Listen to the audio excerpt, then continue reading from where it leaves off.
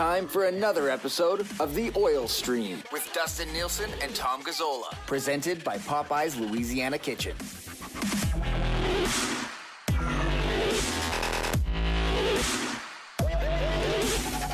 Hey, happy Wednesday, everybody. Happy game day. Nielsen and Gazzola back with you once again on the Oil Stream, brought to you by Popeye's Louisiana Kitchen, now open in West Edmonton Mall. Now you can go and take that chicken game to the next level at West Edmonton Mall. And look, nothing says Oilers preseason game in Abbotsford like a delicious Popeye's chicken sandwich, right, Tommy?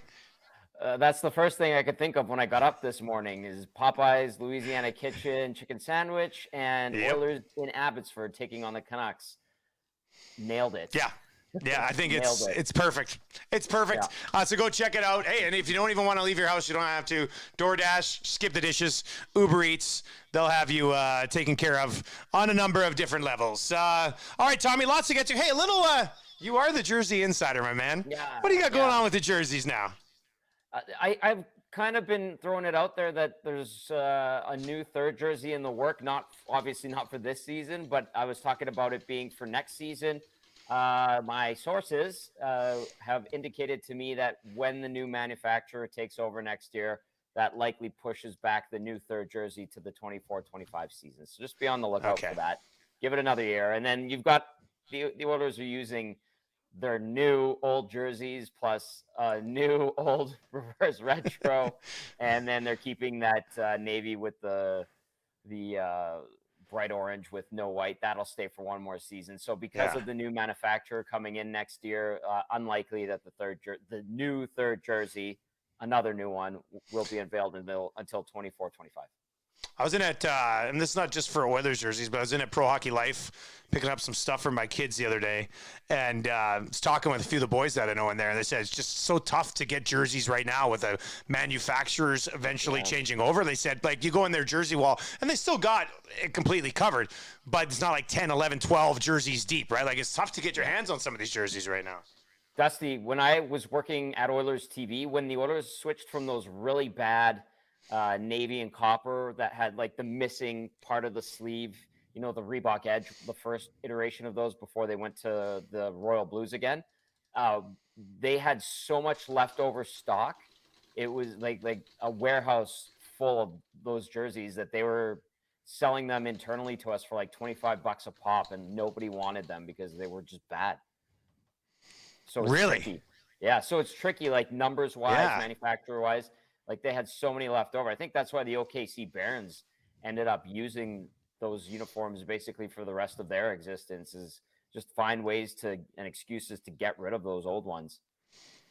It is the Oil Stream, brought to you by Popeye's Louisiana Kitchen. If you have not yet subscribed to the podcast and just happen to be watching on the live stream today, feel free to just search the Oil Stream on all your podcasting platforms. Give us a sub there. Obviously, a ton of content coming your way as we work our way through the hockey season. Let's dive in to your Boston Pizza Appetizer. Once again, huge shout out to our partners at Boston Pizza, setting us up at the Hamptons on Friday. Fun episode to do there.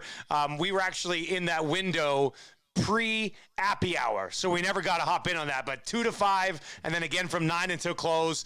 Looks like we're going to be heading to Sherwood Park for a live episode later this month, so we'll keep you all informed on that. But Tommy, that was a pretty good time. Your mom made her Oil Stream debut. Yeah, she was very nervous. It was a lot of fun, and a big thank you again to everybody who showed up. It is really cool, and it's nice to see, and I know we're also working on some other things too, like different times that we might play around with, talking with Tara from BPs. And I know you've talked. Look, I'll rip that Band-Aid off, Tommy. Sure. We might do an evening Oil Stream on location at Boston Pizza. We've had some people say, why don't you guys do it after work? So we might be able to do that. Yeah, I think that'd be awesome. I mean, we could even live stream it. We could post it the next day. There's so many options that I like the idea of it, because it gets more people in there, and maybe they let their hair down a little bit because it's the weekend if we do it on a Friday, and they can have a little bit of fun, and maybe we get a little more of a crowd, because it is tough for the noon crowd to pop in wherever we are. Yeah. All right. Well, let's get into the lineup for tonight. Well, at least the morning rushes We don't know 100% if this is going to be locked in for tonight, but Tony Brar from Oilers TV had tweeted this out a little bit earlier, and he did say, and this is just what it was this morning, so we'll see. They do get the Canucks tonight in Abbotsford. It's your Boston Pizza appetizer.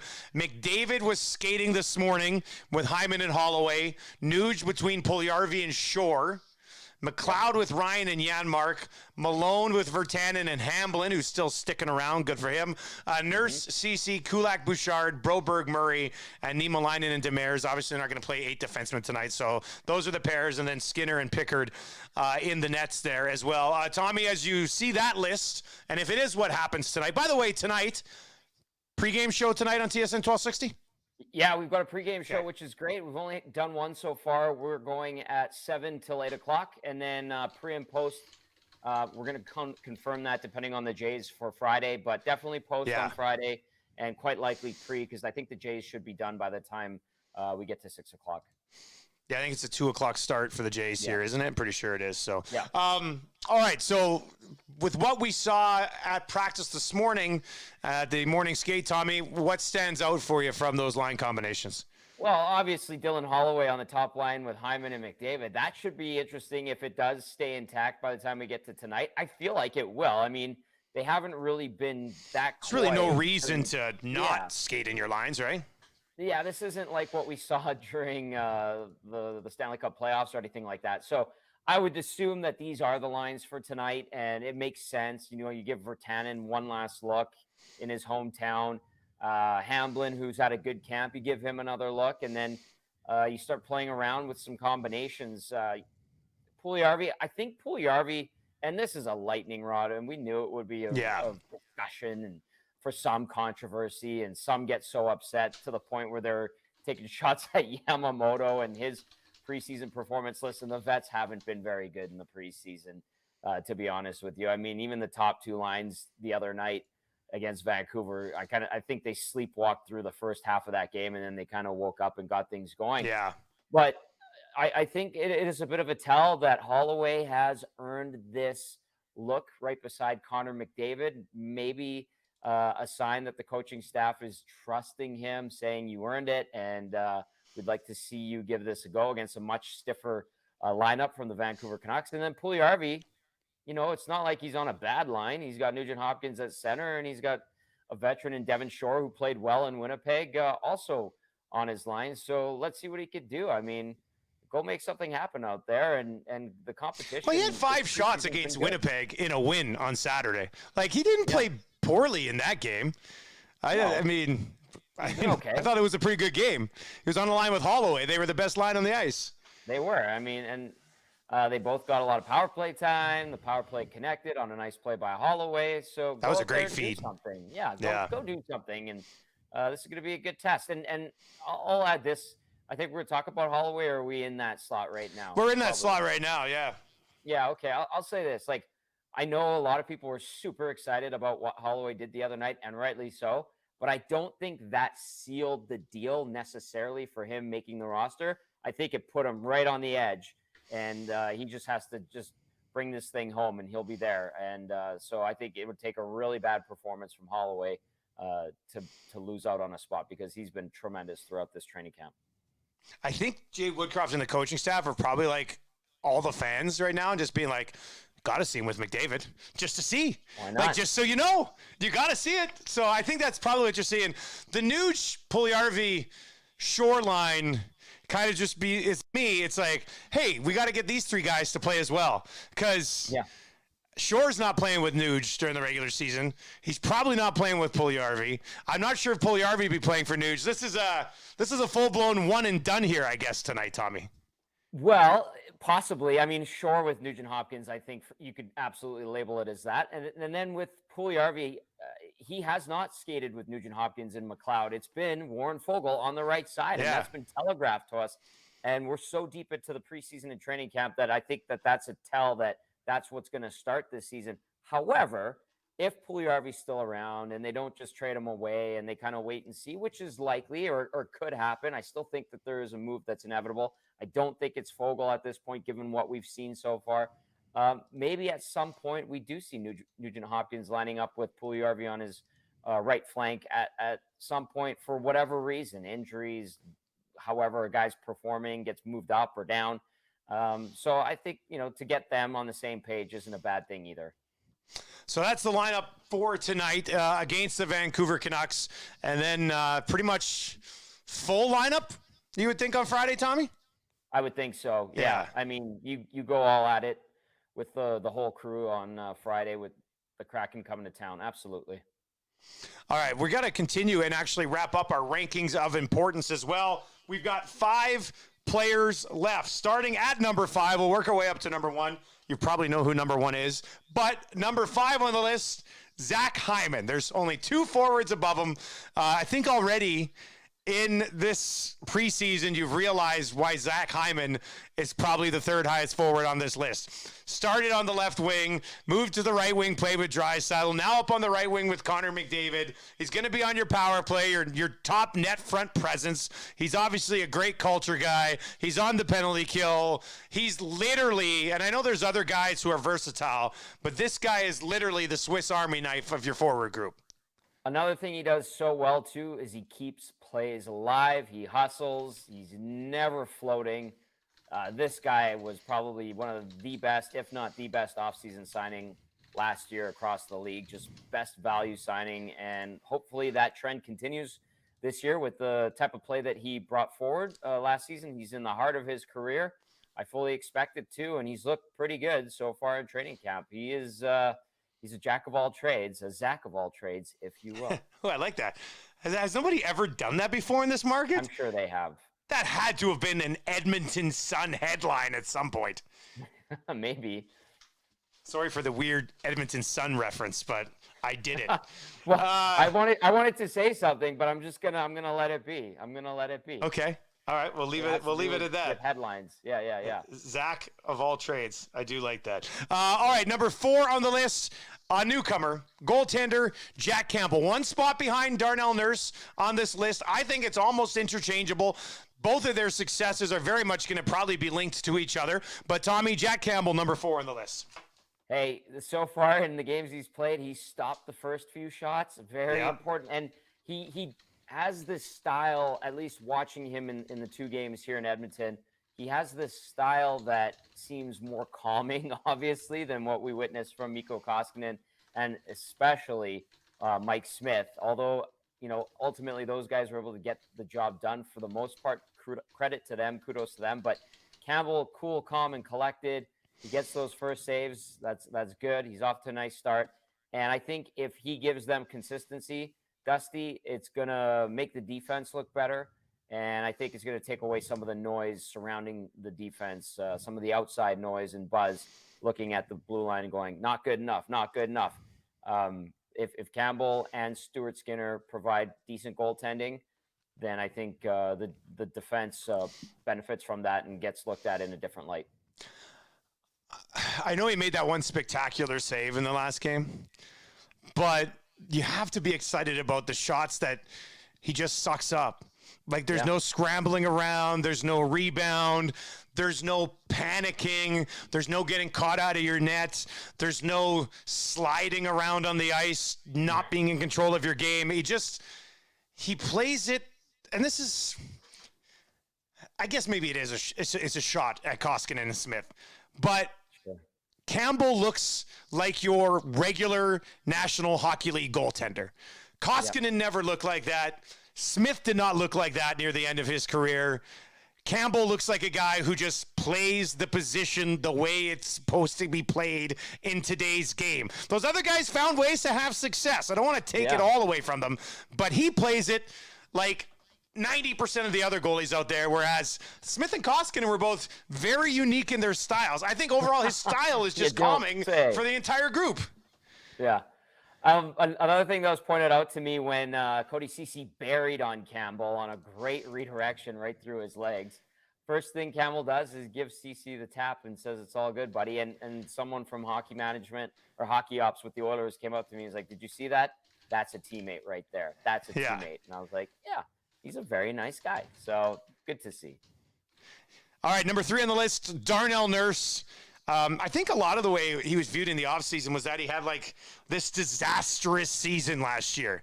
I don't think it was anywhere close to that. Was it as good as the year he had before? No. Is there this big contract looming that kicks in this year, which is going to add additional pressure to him? Sure. Was he hurt at the end of last year? Yes. So, I mean, I would think this season for Darnell Nurse, well, maybe not think, but I would hope this season for Darnell Nurse is closer to the season he had 2 years ago than last year. But I don't still think last year was as bad as some people might remember it or thought it was.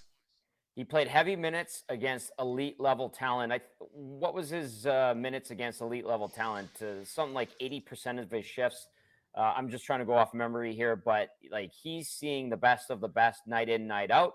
And he helped lead the team to a second place finish in the Pacific Division. Was it pretty? No. Did he make mistakes? Yes. I'll even make the case that after signing that extension going into last season, I know it kicks in this season, I feel like the pressure and the burden of it all, he probably felt more so last year. This year, I think mentally he can be more composed and have that all behind him and just go out there and play, even though it actually kicks in this year. But I think because he signed that big ticket, that probably did weigh on his mind a little bit, because we hear about guys thinking about that when they finally sign those big deals and they put more expectation on themselves. So I think because he had that extra year, this year he can go in with a good, clear conscience and do his thing.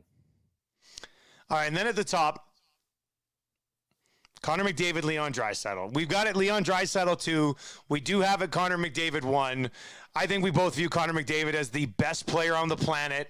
But, Tommy, let's just discuss the definition of the rankings of importance for a second to maybe just check ourselves ever so slightly, because Leon Draisaitl does a lot of things for this team that Conor McDavid doesn't do. So, I mean, is there a case to be made here that Leon Draisaitl might technically be the most important? No. Not at all? No, he's not. I think you can make a case for it. I think you could make a case. Unless you feel like getting into an old lady argument about this, it's not worth fighting for. Seriously, like Conor McDavid is the best hockey player on the planet, period. But does he take key faceoffs? No. Does he kill penalties? This is kind of tail end of penalties. They're just trying to cheat for offense. Like Draisaitl does two very important things that McDavid doesn't touch.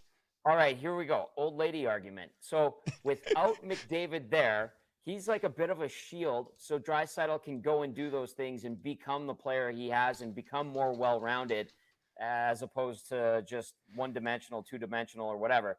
I think the fact that McDavid's there allows Draisaitl to do those other things and gives him the ability to grow in that regard, and has helped him evolve and become the player that he is. Without McDavid, Draisaitl's not the Draisaitl that we know now. He's a hell of a good player regardless, but I don't think he becomes the type of player that he has evolved into. So that's the rationale I have as we continue this old lady argument. Yeah. I don't think it's a waste of time from a discussion standpoint. I think Conor McDavid is the best player in the National Hockey League, but Leon Draisaitl, I think, is the second or third best player in the National Hockey League and does things that Conor McDavid doesn't do that are very important to this team. Which, I mean, if Leon Draisaitl wasn't out there to take those key faceoffs, we'd all be saying, why isn't Conor McDavid the guy that should take those key faceoffs? He's the best player on the team. So I think it's a 1A followed by a very close 1B. I think it's that way. Yeah. It's an amazing thing to possess. It's a ridiculous problem, buddy. It's a ridiculous problem. Discussion even. Yeah. You can make the discussion of the argument, and every point you make, I'll be like, sure, but McDavid's still the best player. Yeah. Yeah. So am I crazy to say McDavid's the best player, but Draisaitl's the most important? Yes. Yes. I don't know. I don't think that's crazy. How is the best player in the world not the most important on the team? Well, because there's another guy who might be the second best player in the world and does other very important things that the team needs much, much better than he does. Man, we're splitting hairs here. I know. But I think it's a discussion. I don't know. You know probably what? Continue this on the Nielsen show tomorrow. My mom, when she listens and watches this, she's going to be like, you know what, Dusty, you're right. I love Leon. That's Good. just who she is. Good. Thank you, Mrs. Gazzola. I'm not even saying he's number one. I'm saying it's a very tight 1A and 1B, and he does do some things that are very important for the group. So, Of course he does. He's a very, very, very good player. Yeah, he's pretty incredible. All right, let's get to inside the numbers for CoolBet. Stay cool, bet responsibly with our partners at CoolBet. We're going back to the Edmonton Oilers and some player props. And I bet this one myself before we even brought it up today because I know it's going to get hammered by Oilers fans and the line is going to move. So I wanted to hop in and grab it now before we talk about it because it's a pretty juicy number. No pun intended on the juicy reference with Evander Kane. But inside the numbers today for CoolBet Canada, Evander Kane's goal prop has been set at 32.5 goals. Tommy, are you on the over or the under? Well, didn't I say he would get 33 the other day?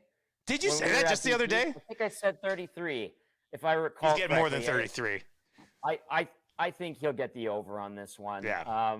I don't know if he hits 40, but I think he'll get the over. So I'll stick with my 33 that I had the other day. I'm pretty sure I might have said 32, but I'll say 33. So yeah, I'll take the over on this one, but just barely. How about you? Geez, you're right around that number. Right around that number. He had 22 goals in 43 games last year with limited power play time. He's crushing 32.5. I'm telling you, hammer this over of 32.5 because I don't know how he doesn't get it. With his finishing ability, with whichever center he plays with, Draisaitl or McDavid, he's going to have so many grade A, wide open net opportunities that he's going to finish. I say you hammer the over 32.5. Tommy, will he be option number 2 in front of the net behind Hyman on that power play unit?